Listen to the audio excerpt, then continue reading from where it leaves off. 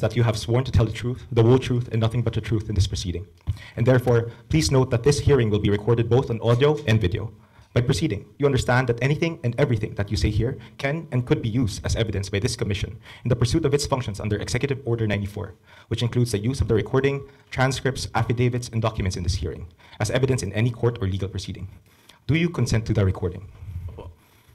Do you also consent that we live stream this hearing or subsequently air it on a later date on television and other forms of mass media, including social media, in accordance with the ICI live streaming guidelines? Do you also consent to distribute copies of your sworn statements and other exhibits to the public and other forms of mass media, including social media? Do you confirm that you submitted to the Commission a letter requesting an executive session? Do you consent that the Commission may share this letter request to the public and other forms of mass media? You may now be seated.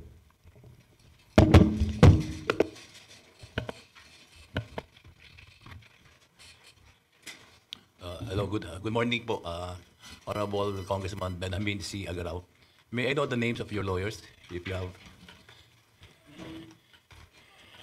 Hello. Good morning to the Honorable Commission. My name is Attorney Alfonso Roel Vargas.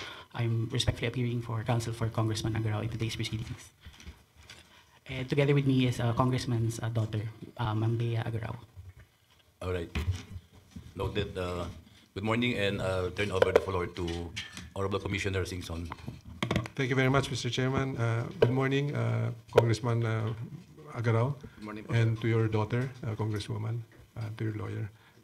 Allow me to maybe get some basic information for the record. Meron mo ba kayo sinabmit na affidavit which you want to read before we start with the proceedings? Wala po, sir. Okay. So for the record, can you please tell us when you were congressman, what period,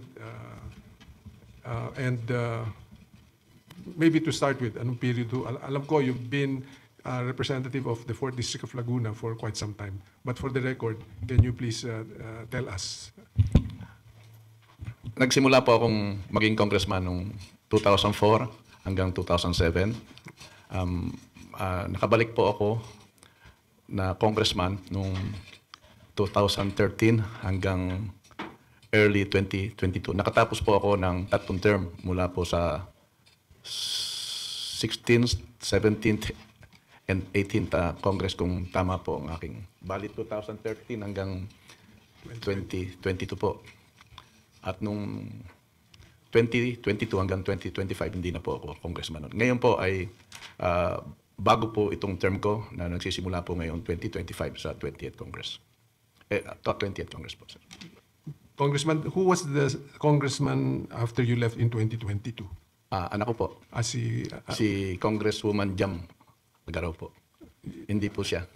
So may iba pang daughter? Opo. Bali po, 3 po yung aking daughter at ang isang lalaki po. Okay. So talagang you have been a sitting congressman, as you said, 2004 hanggang, and then 3 full terms, no? Opo. Meron ba ho kayong in the past, diretsuhin ko na, dealings with the Diskaya couple or any of their companies? Wala po, Your Honor. Wala po. Siguraduhin ho natin, Congressman, dahil alam natin napakarami ding mga korporasyong hawak sila, no? Kung tungkol po sa flood control, wala po akong natatandaan kasi bilang congressman po, ang interest ko lang po yung pong mga local projects namin. Yung pong mga ibang projects na nakapaloob doon sa aming NEP or GAA, hindi po kami, wala po akong malinaw. Katunayan nga po, sir, nagulat nga po ako kung bakit ako'y nadawit dito noong pong 2022 hanggang 2025. Hindi po ako nakaupong congressman noon. Hindi ko po personal na kilala yung mag-asawang Diskaya at wala po akong matandaan na transaksyon sa kanila. Maaari bang malaman natin kung sino yung natatandaan yung district engineer noong 2016 hanggang 2020, hanggang umalis kayo noong 2022? Kasi as you said, after identify yung LIP, no, yung local infra projects, hindi na kayo nakikialam. Hindi po. Sino hanggang budget lang naman po ako. At katunayan nga po, hindi naman po ako miyembro ng makapangyarihang committee sa Kongreso na katulad po ng appropriations o BICAM. talaga pong ordinaryong congressman po ako na yung pong district po talaga ang aking interest na may sigurado lang po yung inihiling ng aming mga mamamayan, hardman po o soft, o yung mga kapitan po at mga mayor na umihiling po ng mga lokal na pagawain. Ayun lang po ang akin pong inirekomenda na sana po mapondohan sa... Balikan ko mamaya yan, yung LIP, and NEP at saka JA.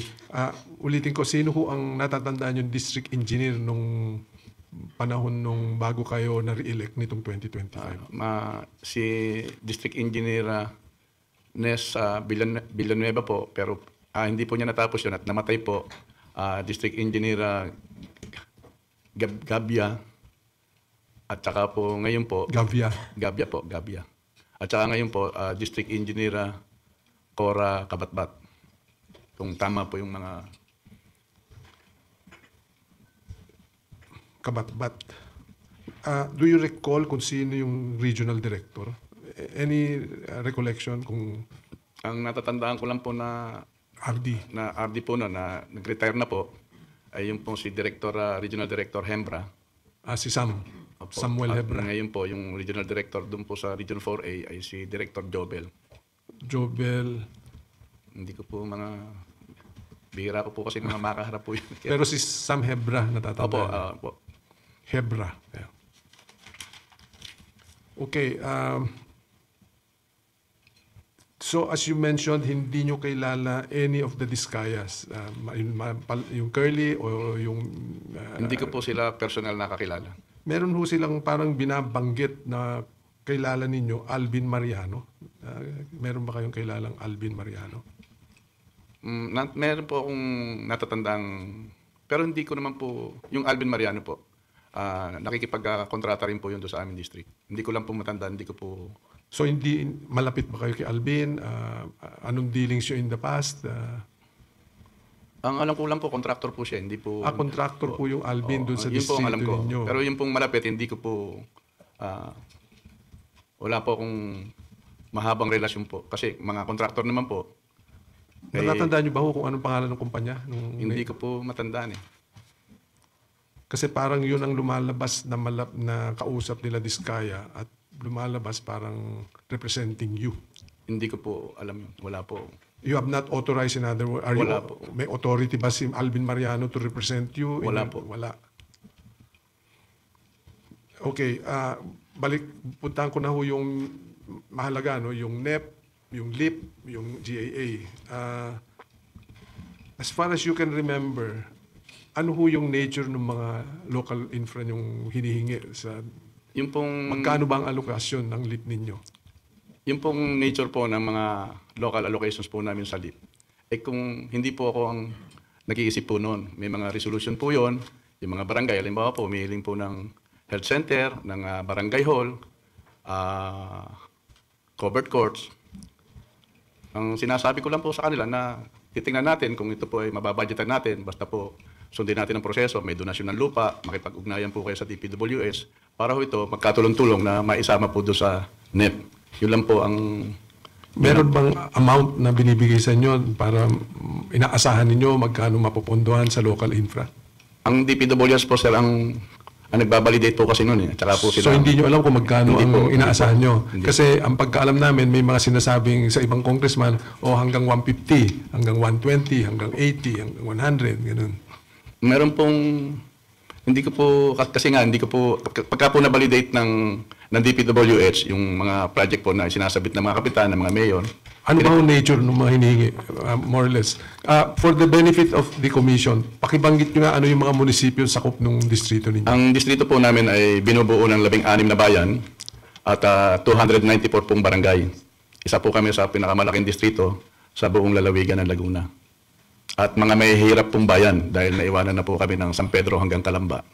Kaya nasa amin po, kami po yung likod ng lalawigan ng Laguna. Like, anong mga munisipyo? May city mo ba kayong sakop?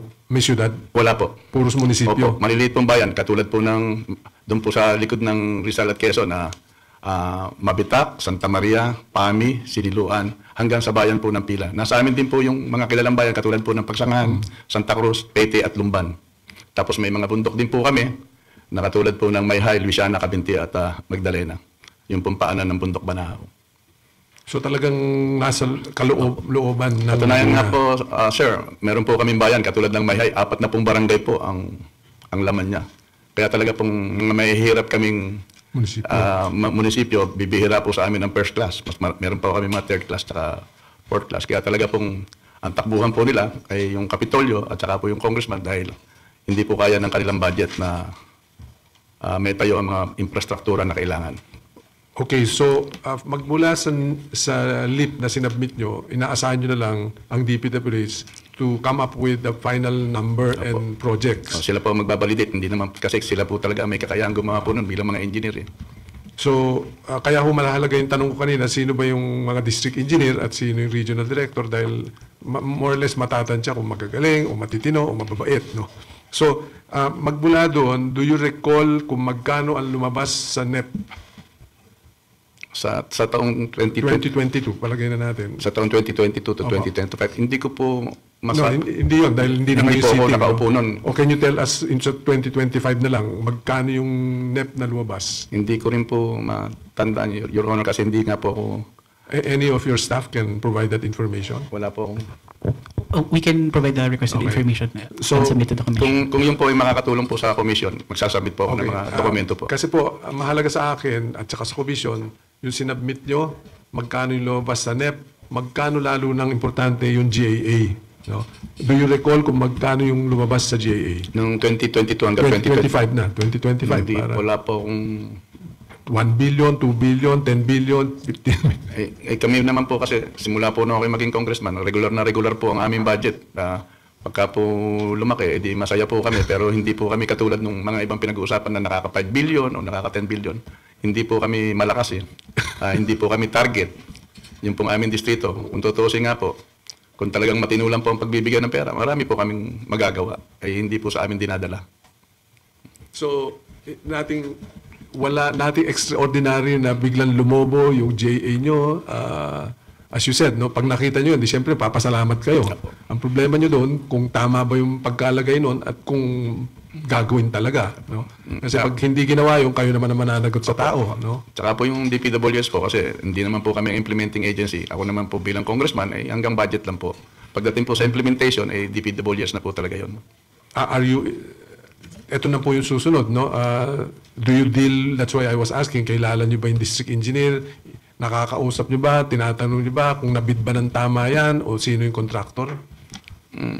Nakakausap ko po sila pero ang laki po kasi ng tiwala ko doon sa district namin na meron po kaming mga mababait at matitinong mga na engineering district po ng DPWS. Saan po nakabase yung district? Sa Santa Cruz, Laguna po, sa capital. Sa capital ng... Nakakatiyak po ako na hindi po may iskandalo yung district namin doon. So it's either si Nes Mahigpit po, Villanueva o si Gabia. At ngayon, ang inabot nyo doon si Kabatbat. Opo. Kaya ko pong ipagmalaki yun na mahigpit po ang engineering district po sa amin na sinusunod po ang proseso. So, maulit ko na ho, meron ba kayong dinedesignate na to deal with DPWH or to deal with the contractors? Wala po, Your Honor. Wala ho kayong kanang kamay o sabihin na natin directly, wala kayong bagman na tinatawag Wala po, Your Honor. Kasi may allegations of 9 million na advance ang mga Diskaya. Are you aware of this? Narinig niyo ba yung testimony sa House, sa Blue Ribbon Committee? Narinig ko po nagulat nga po ako doon, pero hindi ko po narinig yung halaga. Kasi lumalabas dun sa mga statements ay certain Alvin Mariano, yung tinanong ko po earlier, no? Na apparently representing you. Your Honor, hindi po ako... At sinasabi niyo contractor din pala ito si Alvin Mariano. At saka hindi po ako nakaupo nun, Your Honor. Wala po akong maipapangakong proyekto. Hindi po ako congressman ng panahon na yan. Nagulat nga po ako kasi una-una, hindi ko po naman talaga personal na kilala o kaibigan yung mag-asawang Diskaya. Mali po yung paratang nila sa akin dahil wala po akong kakayahan na kung may